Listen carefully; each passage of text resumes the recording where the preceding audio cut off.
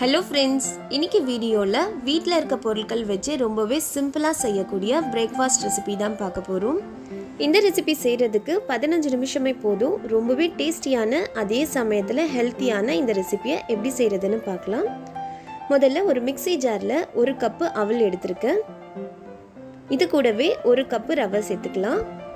எந்த கப்பில் மெஷர் பண்ணுறீங்களோ அதே கப்பில் ரவையும் அவளையும் ஈக்குவல் அமௌண்ட்டாக எடுத்துக்கோங்க. இப்போ இதை மிக்ஸி ஜாரில் சேர்த்து ஃபைனாக பவுடர் பண்ணி எடுத்துக்கலாம். இப்போ இது கூட 1/2 கப்பு தண்ணி சேர்த்து நல்லா மிக்ஸ் பண்ணிக்கலாம்.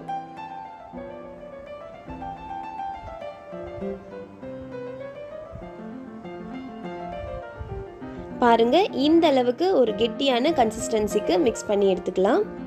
இப்போ ஒரு 10 மினிட்ஸ் அப்படியே ஊறட்டும்.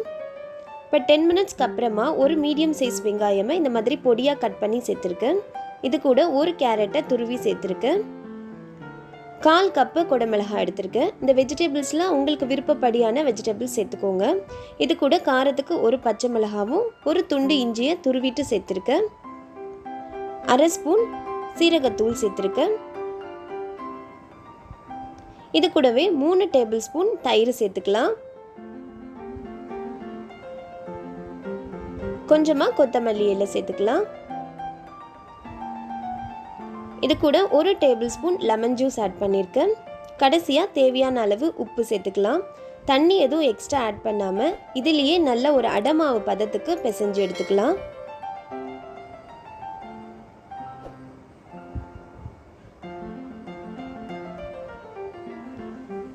இந்த கன்சிஸ்டன்சிக்கு மாவை ரெடி பண்ணி வச்சுக்கோங்க.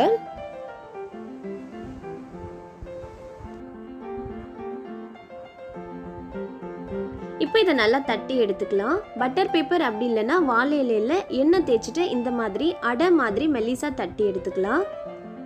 இப்போ தவா நல்லா ஹீட் ஆனதுக்கு அப்புறமா இந்த அடையை போட்டு மீடியம் ஃப்ளேம்லேயே வச்சுக்கோங்க. 2 சைடும் நல்லா கிறிஸ்பி ஆகிறது வரைக்கும் ஃப்ரை பண்ணி எடுத்துக்கலாம்.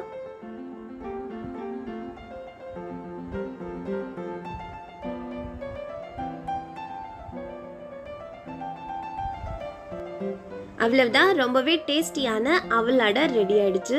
இன்ஸ்டண்ட்டாக ஒரு பிரேக்ஃபாஸ்ட் ரெடி பண்ணோன்னா கண்டிப்பாக இந்த ரெசிபியை ட்ரை பண்ணி பாருங்கள். குட்டீஸ்லேருந்து பெரியவங்க வரைக்கும் எல்லாருமே ரொம்பவே விரும்பி சாப்பிடுவாங்க. இதுக்கு சைட் டிஷ் எதுவும் தேவையில்லை.